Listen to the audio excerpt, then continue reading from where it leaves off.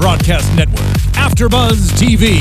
Over 20 million weekly downloads in over 150 countries, and your number one source for after-show entertainment.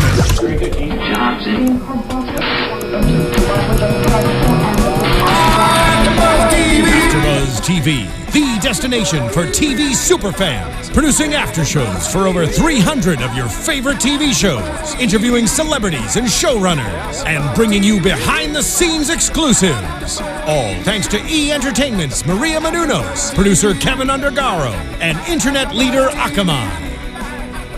Now, let the buzz begin!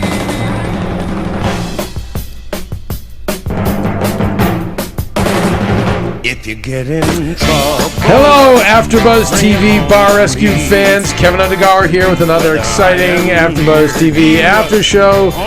Tonight's Bar Rescue, Shamrocks and Shenanigans. And I'm so lucky tonight, we're all lucky tonight, to have both of our experts in studio. Of course, our AfterBuzz TV host, Mia, let me introduce our other expert for us. Well, of course, anyone who watched last night's episode knows Chef Gavin Murphy, part of the Dream Team. Really amazing. The me and Gavin show. Yeah, and you know, Chef, you've actually hosted with us as well. Yes. We've had you at the old studios. Yes.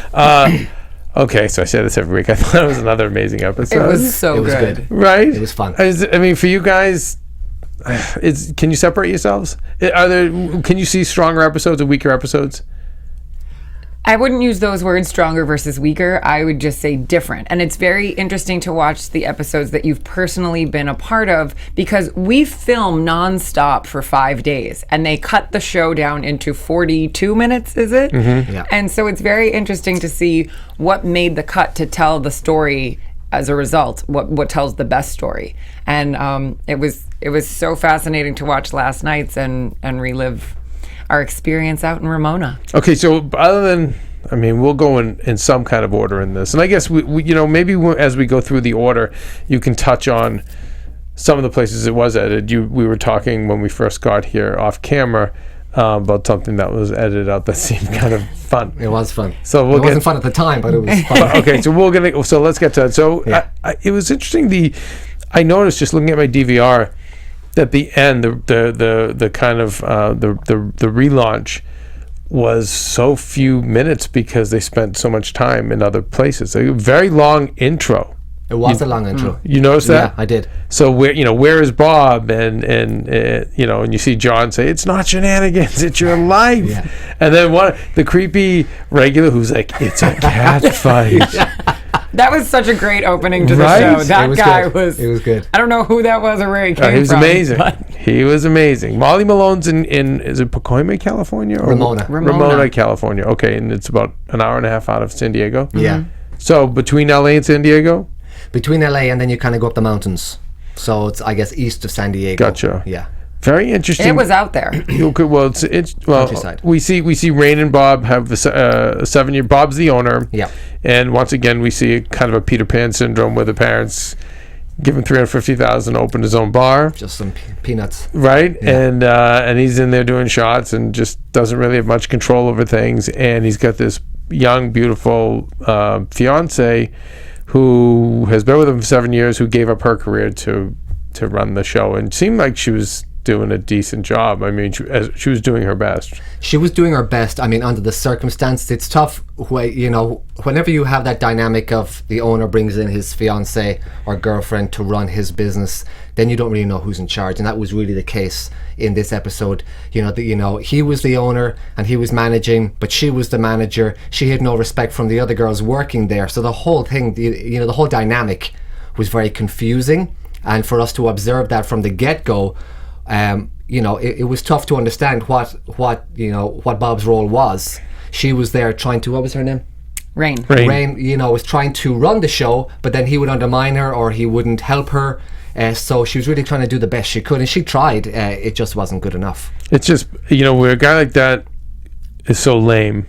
I was thinking to myself the same thing, like, God, it's always difficult when you have a couple, that does a business or a family or whatever. But at the same time, seemed so ineffective that he was lucky to have her to absolutely. to to pick up some slack or whatever slack she could. So we speaking of the women, there's a ton of staff fights, staff fights going on, and he's losing about $6,000 a month. Yeah. And to top it all off, Rain has a son who's got anxiety issues, and she really can't deal with them because as you guys know, in the bar business, you're married to the bar. It's just it. It's 100%. really hard. Yeah. So we get Recon now. Here's got fun for me. It was we have you guys all in the car, and Up the Hill Grill is a bar right in front of it. Still part of that establishment. It was the same kitchen, working the restaurant and working the bar. Different owners? No, the same guy. owner. Same guy. It was, and it was almost an attempt at having sort of like a finer dining atmosphere in there, but it was the same menu in the same place. It was just basically they just cut off the front of it and they called it something else, which was equally as confusing. So then you had two businesses in essence under the one umbrella of it being owned by Bob, but there was no differentiation really between the two businesses. That's interesting. Why I figured John, he had a lot of problems and issues he had to deal with in this. I'm surprised he didn't go right at that and say, why do we have two different brands going, and should we unify them? I wonder, why do you think? I think there was so much going on. I think there was so much going on in the bar, in essence, and the bar was the main business, right? Not only that, the bar itself, it was a very large space, and they also had an outdoor back patio space that was more bar centric. There was a second satellite bar out on that bar. So do you guys renovate that as well? Yes. Wow. It was beautiful. It was a big undertaking. This was a big, but it was a very large thing. So I think, the plan was to focus on the bar. The kitchen still was covered. They had that whole back patio area to cover that separate business in the front. It would be too much. Okay, and I like I thought the used car inflatable guy was a nice touch.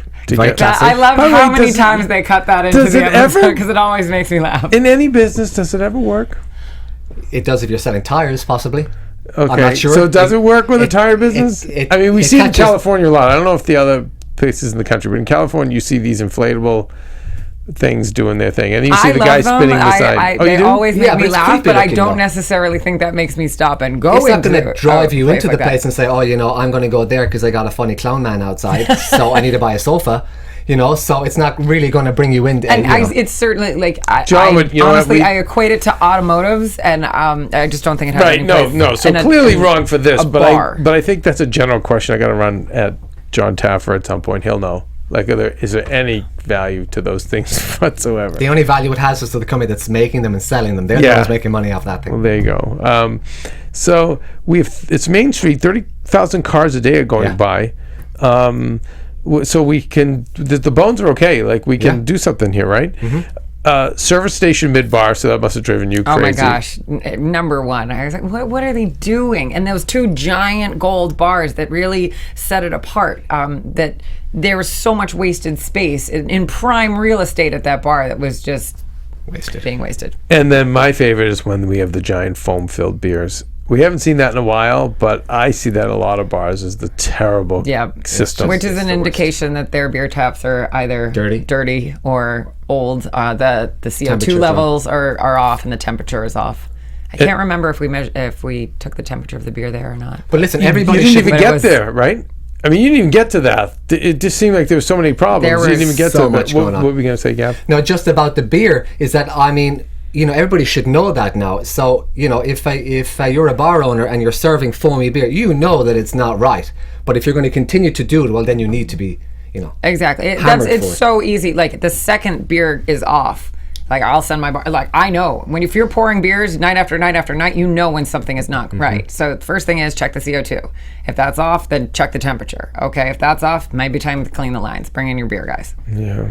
Now I've heard California is not as strict for the cleaning the beer lines. It just seems so elementary, though, right? You would it's like having a clean kitchen. Well, maybe it was vice versa. Maybe Massachusetts wasn't. I forget what it was, but I at one point in time I stopped drinking draft beer because a lot of places don't clean their lines, and that's why I believe the hangover rate is higher with draft beer versus bottled beer. Because if you're drinking off a line that has mold and sediment in it, of course. So. Anyway, I looked at that and I'm like, oh, well, what a surprise. Okay, so we see Danielle's tending bar. Paula is playing an excellent game of pool. Tara seems like she's flirting. And I guess I know we're going to get into the three amigos. The dynamic of that. Non-amigos. Pretty interesting. And we talked about this when we first bumped into each other today, but Chris the cook, to me, was probably the best. At least he had the best kitchen out of all the bar rescue people I've seen. Out of all the ones that I've been on, and I've seen pretty much every episode, this was probably the best so far, going into a kitchen like this. And he was about the most coherent and the most kind of enthusiastic. Yeah, he wanted to be. He probably wasn't taught by the best. But he was wanted, eager. Yeah, he was so excited to get the chance to work with Gavin. Yeah, he was excited. Young okay, guy. so here's the part that was funny that they weren't able to show because of the editing. Is you guys ordered all the food off the menu It was funny because I was watching it. Wait. What prompted that? Were you hungry, or were you just curious? Yeah. Yes. Well, yes, because recon takes a couple hours, so we're in that car there for a while, and we're sitting there, and we were watching recon unfold, and we're checking out the kitchen. And it's like, well, the kitchen doesn't look that bad. The kid's wearing a fresh pair of gloves. He's operating standard procedures. Yeah. He's not cross-contaminating. Where they were keeping the meat seemed okay, and the burgers they were putting out looked as though it could have been a premium burger. They did. It all looked good. It all looked good. So John was like, person. maybe we should try it. So the best part that didn't make the cut into the episode because it really didn't prolong the story send in the cook. Gavin goes into the bar and orders about $50 worth of takeout, which is essentially one of everything on their menu. I mean, this is not a high fine dining experience, and the prices were not out of control. So he goes and drops about $50, comes back to the truck with fries, burgers, jalapeno poppers. What was the other thing? We got onion rings. Yep. Oh yes, there were onion rings. The deep fried avocado strips or whatever. And the three of us went to town. Okay. Apart from the big monster burger, the one we saw him cooking. Yes. Which had the patty, which he put the 50-pound weight on, and on top of that had this processed, disgusting sort of yellowish type cheese. Then on top of that was a big chunk of mac and cheese. Yes. And then some lovely wilted lettuce and tomato, and the whole thing, I'm not even joking, weighed probably 2 pounds. Did it also have the bacon grease that we saw in the commercial, the Podbuster? Quite possibly had the bacon grease, which I saw the next day going onto that burger. I didn't see it being cooked on my burger, but that was possibly on there as well. Okay, so tell me, you ate the food, and I know you're not, the guys eat healthier, so you're not the biggest fan of fried food, but put that aside, and what were your thoughts on the food? Well, it was fried food. Exactly, so, it was, but it like you could tell that the but fryers were clean. But there's good fried. No, the oil was I clean love for an sure. onion ring, and that was a very crispy onion ring. Yeah, the oil was clean then, because otherwise, if it wasn't clean, then you'd have a soggy, awful, dark, disgusting flavored onion ring. So, I mean, the flavor of the fried food was good for fried food. Really, the kicker was the burger, and I was the lucky muppet to have to taste the burger because John and Mia were sitting in the front, and they weren't getting their clothes all dirty, were they? So let's give it to the cook in the back. So I had to go dive into this thing. And that was like a two-handed which burger. I couldn't even get my mouth around. It was just like massive, so big, huge. So I had a taste of it, and I just had this film of grease inside my mouth with the mac and cheese, and the camera's looking at me. I'm like, I've got to look. I have to eat it. I can't spit it out. So I'm eating the stuff, and just one bite's worth was plenty. So it just wasn't not only heavy, but wasn't tasty. It was heavy, it wasn't tasty. There was no flavour to it. I mean, the meat, had been decimated on the grill. The mac and cheese was cold and just more, the mac and cheese was cooked, and then they put it back on the flat top, and they put more cheese on top of it, and some, anyway, the whole thing was just fairly nasty. So and the the biggest red flag was the fact that the portions are out of control because that's killing the profits. Absolutely. And we learn about there's a great takeaway in terms of what the percentage. By the way, so before, we don't even have to wait. What is the general percentage for food cost should be around 30% or under.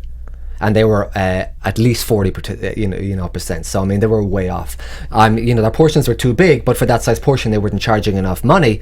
But you can't charge more money because of the market you're in. So there's a lot of things that you need to understand.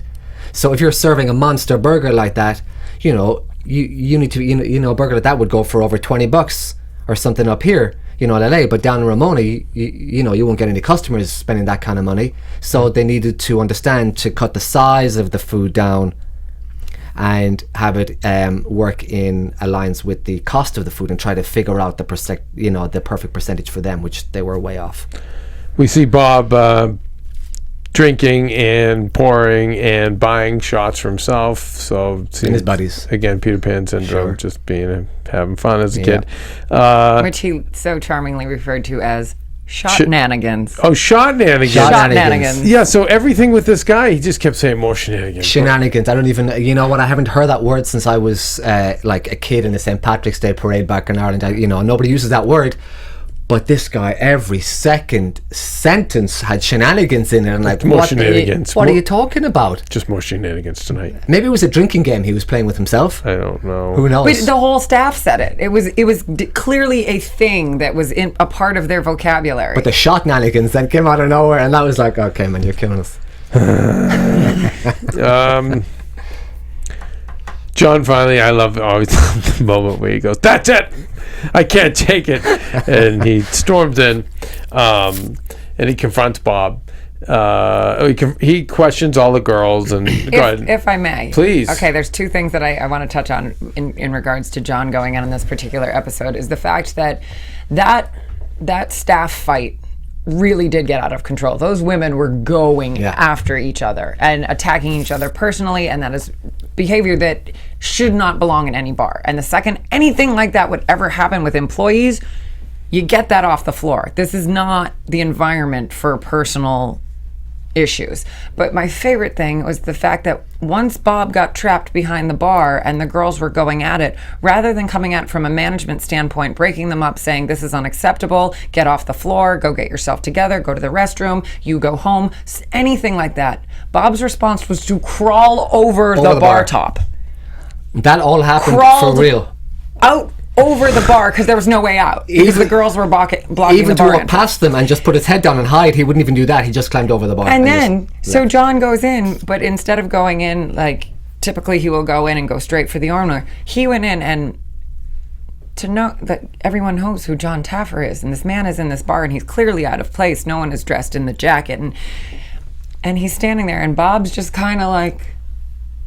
It took him a good 10 minutes to realize, and I loved the shots of John just standing there waiting for him to notice. He was just standing behind him.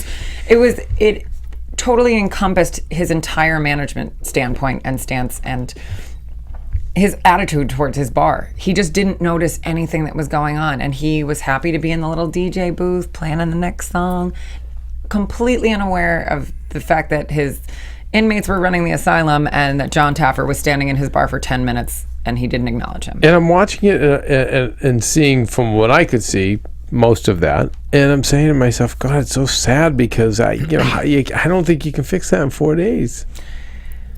It's not even about the bar though. You're trying to fix the people behind the business. Yeah, that's what I mean. So how do you fix that, Gavin, in 4 days? Dysfunctional. You got to hit it head on. You just got to go like balls out and just straight in there like a bull and just try to just break up the mess first off. And try to just to separate them, and then try to figure out some way, who am I going to tackle that has some semblance of normality.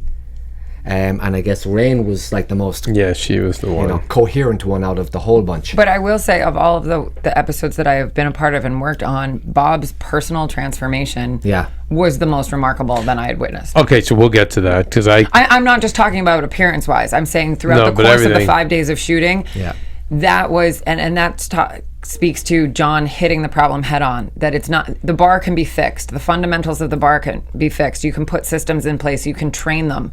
But getting them to accept personal responsibility for their business and step up to either say, I'm either going to sell my business or I'm going to start working hard again. Yeah. Bob's transformation was unbelievable. You saw it in he sends the wrong girl home, of course, because he's weak. We learn Rain gave up the life, and she says, I'm leaving you. And I think she meant it. I think so too. No, she was fired up. She was pissed. And that was I don't that think lit a Bob's fire under him. He's not getting another girl like that. No, and he knew. You saw like his reaction was. Two opinions on this. His reaction first was like he was heartbroken that she said that she was going to leave him, but then like he actually had to ask the other girls, I don't know what to do, and they're like, go after her. he was just so misguided in his whole life. He's like, I don't know what to do. Like, Oh yeah. he kept didn't saying have the that about instinct to be everything. like, oh no, I'm supposed to go after my crying girlfriend. I think Rain saw that too as an opportunity to be a bit stronger, because maybe she felt like she had a bit of a backup, because John was there and because we were there and the girls were there. So maybe, before that, maybe she didn't feel like, well, it's only Bob and I, so I can't leave him because I don't have anything. But right now, there's an opportunity here to grow this business and to get better with Taffer's help, that maybe this is the time I need to kind of give Bob the ultimatum. And maybe she saw that as kind of empowering. Right. Because you knew when she was saying that, her eyes, there was no, she meant that 100%. She said, if you don't sort this out, I'm out of here. I'm taking my son with me. You end up going into the fix the burger and reduce the portions, and he seems like he's amenable. Sure. Which was nice to see for a change. Me, I put you in the bar lasses. That was interesting. I knew they were going to have a hard time with you because you're usually very strict. It was tricky, and I loved that John, he will confront a problem, and the idea of throwing those girls who clearly had a personal issue, saying you two are going to share a well tonight and Paula's going to be over there, rather than separate them. You can't get through an issue by ignoring it. It was attacking it head on and saying, if this is going to work, you have to figure out a way to work together. Yeah. You don't have to like each other, but you do have to respect one another. And this is a place of business. You got to keep it together when you're here. When you leave, you can do whatever you want, but in these walls, this is unacceptable. So putting them together and then throwing them into a stress test, that was the litmus test. So smart. But that just speaks to your point, Kev, about how do you fix this situation in 4 days. That's how you fix it. You attack it straight on. And John saw that. He puts the two girls who absolutely hate each other and forces them to work together in a unbelievably stressful situation, which is just the stress test. And they have to figure it out. Because if they don't figure out, that's it. It's so done. The bars that you've worked with, have you ever seen transformations like this? I mean, I know physically this is you're not going to see this, but have you seen where people have, a bar owner has, had to say, guys, I'm messing up. I got to change my ways. I got to and pull the, the ship out from the tailspin. Is it possible? I mean, have you seen it? It's possible. This is the first one that I've been, that I've actually physically, kind of been a part of. I've seen it before, but really, I think what it boils down to is that they were open to it.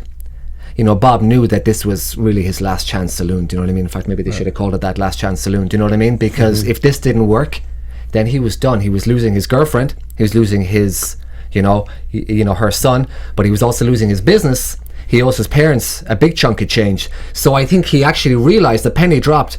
I have to make this work. So if I don't make it work, I'm absolutely screwed. So that, we see him, he's really struggling behind the bar at first for the stress test, but then he picks it up.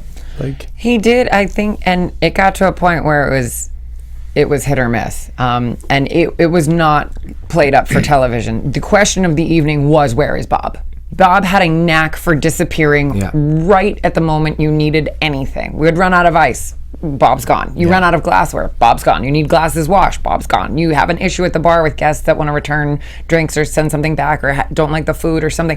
Where was Bob? Bob was never there. Mm-hmm. And then it got to a point where I think Rain actually approached him. I was like, you have to get back here. We need you. You have to help. And then all of a sudden, he started grabbing ice. He started bussing glassware. He was cleaning them. He was getting the girls set back up. He figured out where the backup juices were. But was there a moment somebody said to him, dude, come on? Or did he just do it himself? No. We had to tell him. I mean, I had food just like sitting on the station, and he was supposed to be running food, and the food was sitting there, and there was no sign of him, and he wasn't outside because I went out. I didn't see him. So, we had to... So, I guess Rain, pulled him up and said, listen, man, you got to step it up. You got to jump in. It's a classic case of he found himself in the position where he owned a bar, but he had never actually had training. So he inherently didn't see food and understand that it needed to be expedited to the tables. He wasn't a bartender since 21. He wanted to be a bartender at 21. Because he was playing bar. He was just playing bar owner and then wanted to play bartender. But what was his previous life? Do we know? I do not. What did he do for work? But anyway, okay. But it was the kind of thing that as you put him through some training and said, these are the steps of service and these are what your responsibilities should be moving forward, as soon as he started getting ice and helping out the team, his confidence grew. Mm-hmm. And that was a big thing because he suddenly had a feeling where he felt useful. He had a purpose. Right. And that built his confidence where it's like, oh, I'm a part of this team now. Probably so many people respond that way. If they would just work, they would be so much happier, I rather think than people just need a hide, little duck. guidance sometimes, the little, they need a little tough love. I find that a lot of people, if they have boundaries and they're a bit more focused and they're told, okay, this is what you need to do, I think they respond well to that. Some people really need to be led, and he needed John to show him how to be a leader because he just didn't know how to do it himself. I think once he was given the tools, he saw that, I can run this, and I can run the kitchen, and I can manage better. And I think he embraced it, and I think he soaked it all in. Okay, so before we go to the sit down, you have a read to do from DraftKings. Oh, hey, yeah. Oh, look at that. Sure do. Because you know what, guys? Your season-long fantasy football team may be going strong, but you don't have to wait until week 16 to get paid. Put your fantasy skills to the test every week this season at DraftKings.com. America's favorite one-week fantasy football site. 1 week fantasy means no season-long commitments. Got an injured player? No problem. It's like a new season every week, so you're never stuck with the same players. And get this, DraftKings is crowning a new millionaire every week this season. You could turn your love of football into a life-changing payday. Just pick your players, pile up the points, and pick up your cash. That's all you got to do. Believe me, you've never experienced football like this. And this isn't fantasy as usual, This is DraftKings. Welcome to the big time. Hurry to kings.com now and use promo code BUZZ to play free for a shot at $1 million much? $1 million in this week's Millionaires Maker event. Enter BUZZ, B-U-Z-Z, or Z-Z, for free entry now at DraftKings.com. That's DraftKings.com. Very nice. Thank you very much, guys. Okay, so we have the sit down between Rain and Bob, and it's pretty quick. He's like, okay, I'm going to step my game up, and she says, I'll stay with you. And John says, there's really nothing else to say. You tell them the sit downs go longer.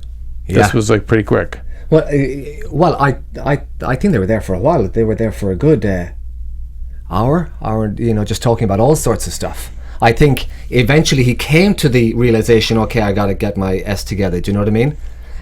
But I think they talked through a lot of issues. It was almost like therapy for them. Yeah, it was for a while. The third staff meeting comes down. A lot of staff meetings here. And it was interesting.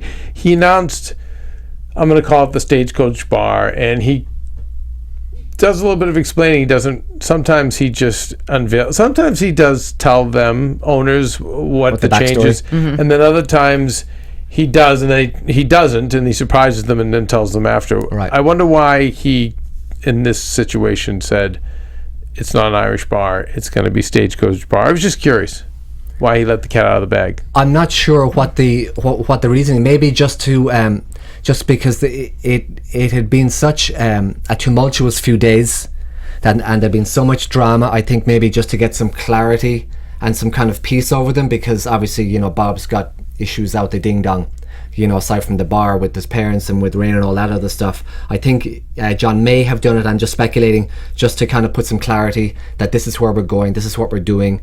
I want you to kind of trust me, and this is what the plan is. I don't know. Mia, what do you think? I also think that there could be an element where, without he didn't reveal too much. By giving them the name, your imagination can go and saying, oh, we're turning it into a saloon, and it's not going to be an Irish bar, we're going more in the theme of your town. And this town, literally, their biggest draw was rodeo. Mm-hmm. We were out in the sticks. It was beautiful farmland, really, but there wasn't a lot out there. So to give these people a sense of hope of what was coming, to take some of that pressure off of them, of like, what happens if we get a remodel that doesn't fit here, or we don't like it. By John being forthcoming with like, we're going to turn it into this, they still don't know what it's going to look like. When they walked into that bar, they were shocked. You could tell, but I'm just curious, why do you think though he did it? I can't be 100%. But it just was. By the way, I'm fine with it. I was curious. Another little fun fact: whiskey now trends bigger for women than vodka. Yes, more than ever before. Is that right? Now, brown spirits among women are on an uprise. It used to just be females were vodka sodas, cosmopolitans, all of the vodka drinks were just what women know. I think it goes to the fact that food and beverage is now in the forefront of everyday life for people. It's on television and it's in magazines, and there is an awareness about restaurants and celebrity chefs and mixologists that there is more information and people are more willing to try things out of their comfort zone, just because there's more brands. It's branding, it's different cocktails, it's different flavors, and it's not just drinking a very strong male-dominated cocktail that whiskey has been known for. There was usually like put in a box. But I like to think of bourbon as like the gateway spirit into the world of whiskeys, and women are absolutely trending. Whiskey is trending higher for women right now than vodka. Interesting. Never knew that. Good to know. Okay, so then when the day comes that we're gonna unveil a new bar and new brand, Bob throws us 2 curves. Yeah. One, new look Bob. I walked into the bar that day and there was a man behind the bar and I thought it was an extra employee, because sometimes they bring in someone to like run food, and I was like, oh, hi, oh my God, it's Bob. Yeah. He looked like probably a good 15 years younger. He did. Without a doubt. Yeah, actually, I don't know how old he was. He was in his 40s for sure. Yeah. Right? But he looked well over 50 with that beard. Yes, yeah. But he looked like 100 times better. Right? Yeah. He looked So great. much better. Like now you can see why a young girl would like him. He looked, more hip. Yeah. Yeah, much younger. But I just love that decision by him. Oh, yeah. Usually when somebody, it's been proven even back to the Indians when they cut their hair, but when someone makes that grand a change in their appearance, there's something psychological, generally That's really speaking. what it is. It's a psychological decision. It's not just about a beard and a haircut, because, he can grow that back and that's fine. It's just a superficial thing. But I think it's the whole transformation that was happening during that week that we were there. Clearly it, hopefully you would like to think that it turned around in his head, and he's and he got some clarity from the fact that he was doing a terrible job. His business is in the toilet. This is a life-changing moment that that John is offering you. Let's just go the whole way and let's change myself physically, which will just kind of hopefully trickle through the whole business. Yeah, I love it. I think But it felt was the right genuine call. too, though. For us, it felt genuine. It wasn't like it really, was But he didn't scripted. seem like a bullshit artist, this guy. No. But I think if I were coaching him, it's something I would have recommended. I'm time really ago. impressed Yeah. that he came up with that on his own. Yeah. And then, of course, he The big proposes. one. He proposes. And that was not any sort of gimmick or anything. Apparently he had a ring for a while. He did it that morning of relaunch in their home.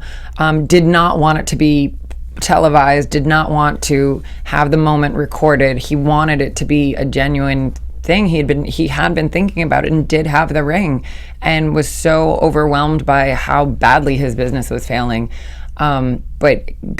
It was such that's what I go back to. It was such a personal transformation as him as a man in these 5 days of shooting, and how his life really turned around, and Would he you had say, this confidence. biggest bar rescue personal transformation? Yes. I would think so. That I have experienced Yeah. personally. Wow. Yeah. That I have witnessed personally, yes. I actually had a lot more respect for him, after I thought about it. The fact that he proposed privately as opposed to doing it, during the meeting or doing it somewhere on camera. That way, I think he put more thought into it. He respected her more. I think it showed a lot more respect for Rain and for their relationship. The fact that he wanted to do it privately in his own home and take that moment and cherish that moment, as opposed to just saying, well, this TV camera's here, let's kind of play it up a bit and see if we can get something else out of it. I had a lot more respect for him, for his integrity, that he did it privately, and he took that few moments to do that and to take the time to think it through. And I think that really speaks to him as well. And I just want to hit on one other thing, is that what I love about, the crew that we get the opportunity to work with week after week, they're phenomenal. I cannot say enough about the Bar Rescue crew. Amazing. Week after week, these guys work so hard, but I have to give special props to the art department in this episode. This transformation the bar itself was beautiful. Their attention to detail is incredible. They got those old refurbished doors. There was a lot going on in this but one. What I love is their attention to small details, and even like a space this big. But there was that gold placard that they put in the bar that was engraved with Rain and Bob, because Rain and Bob met at that bar. Their first kiss was in that bar. So for them to relaunch the bar and still pay homage to their relationship. That was them or John? I'm sure. Well, John got the backstory on them and knew that they had met at the bar in their first. Because I know John's always about So that. then he would have, he the loves the little details, details. because he knows it. He knows that's. Except looking at that, it was something that will motivate Exactly. you to So stay I'm on sure course. it came from John as the idea, but just it was so understated. Just that tiny little placard, the little detail just meant so much to them, and it was such a personal thing. It's like if you go back to the Air Force episode where he put up the picture. Yeah, you love this one where he put up the picture of the guy's father. It's the personal touch that you look at every day, and that is a reminder of why you're doing this and the personal connection to your life beyond the bar.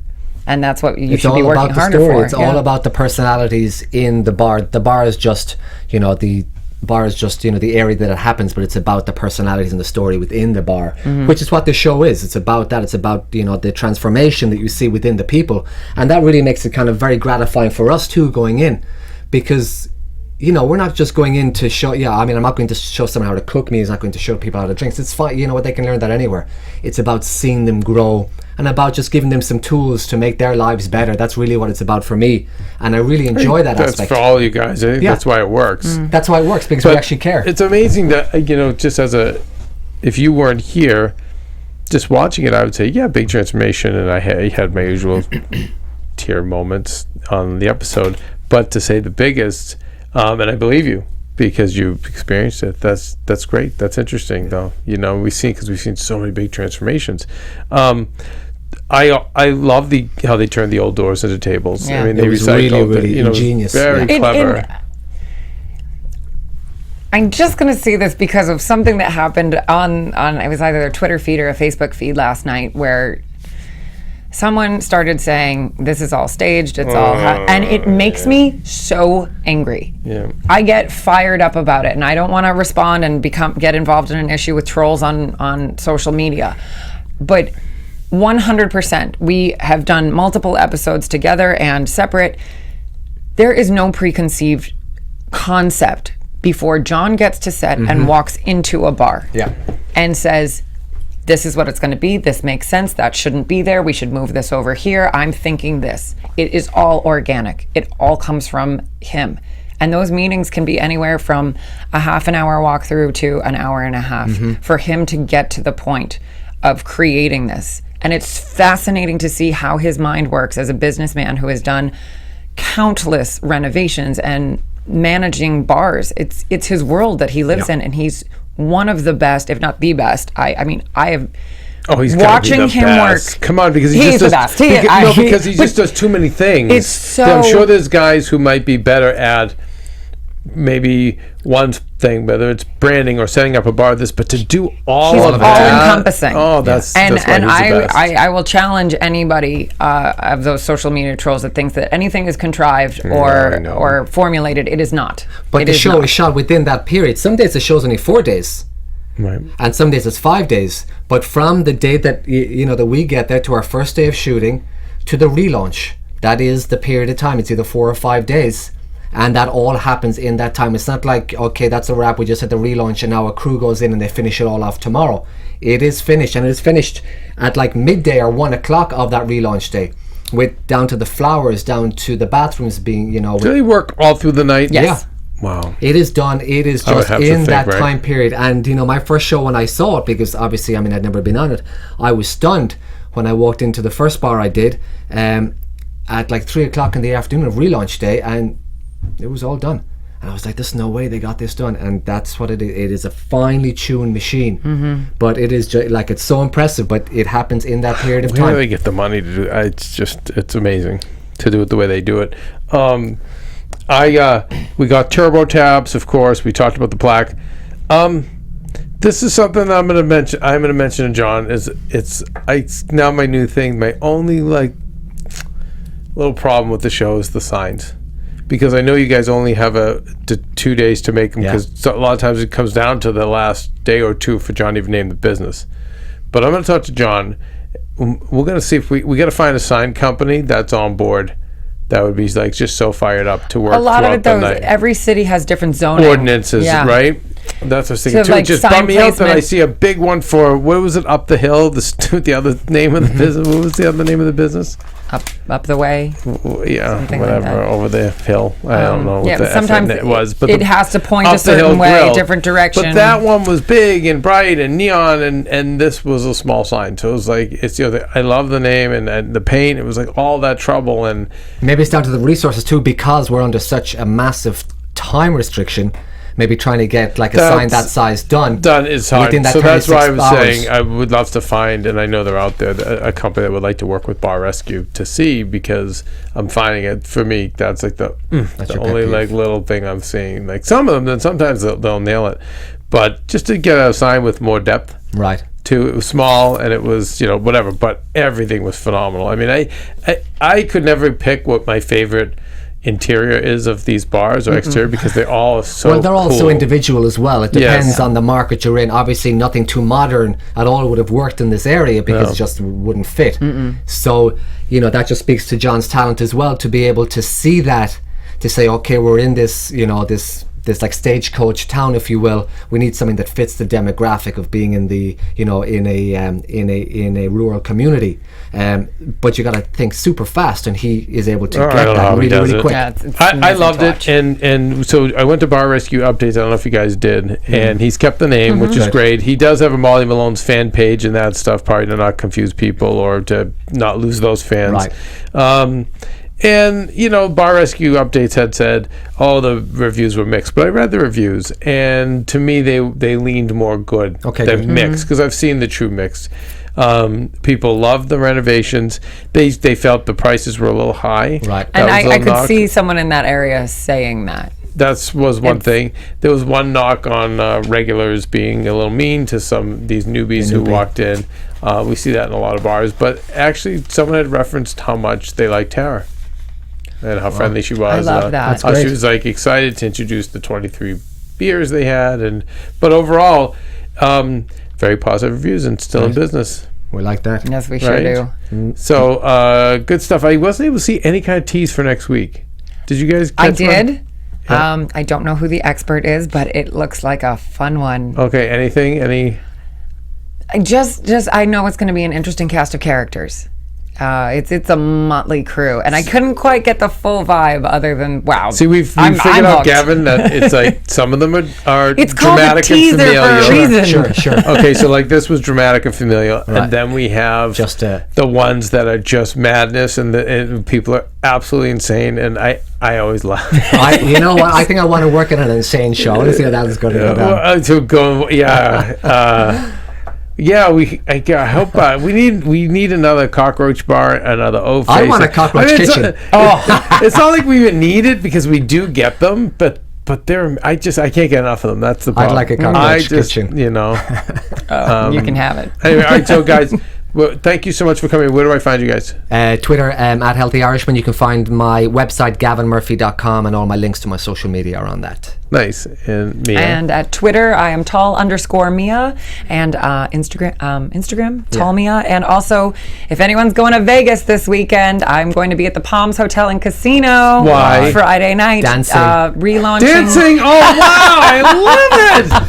It was Oh a my secret. goodness, it's about time. She's doing some Irish dancing. All 6 feet Gavin. of you. That's going to be amazing. You know On what? stilts. On Yeah, stilts, I I can tell you. love it. Actually, I worked with John on a project where I consulted for the Social Circle Bar in the middle of the casino. It is the social bar. Where? I've In the redesigned the Palms? cocktail menus at the Palms, and we're kicking it off, launching it, a whole new renovation. I'm so John consulted on the excited. That's pretty upholstery and the new furniture, and I've gone back and forth to Vegas several times over the past year. I've done a full staff training with them, and I'm really excited to go back and be a part of their official relaunch. Really proud of you. Thank you. So Thank good. you. It's a great project. Will we see you next week here? I hope. Yes. Love Yes. that. Gav, you're always welcome too, Thank you. buddy. Thanks, Always. Kev. Okay, I guess that's it for us on Bar Rescue. You can find me at Undergaro and, God, many, many other great shows. And by the way, just don't be shy on YouTube. You can rate and comment, or at least comment on our show. And then on iTunes, you can rate and comment. Love to hear from you. Bye. AfterBuzz From executive producers Maria Menounos, Kevin Undergaro, Phil Svitek, and the entire AfterBuzz TV staff, we would like to thank you for listening to the AfterBuzz TV network. To watch or listen to other after shows and post comments or questions, be sure to visit AfterBuzzTV.com. I'm Sir Richard Wentworth, and this has been a presentation of AfterBuzz TV. Buzz you later. The views expressed herein are those of the hosts only and do not necessarily reflect the views of AfterBuzz TV or its owners or principals.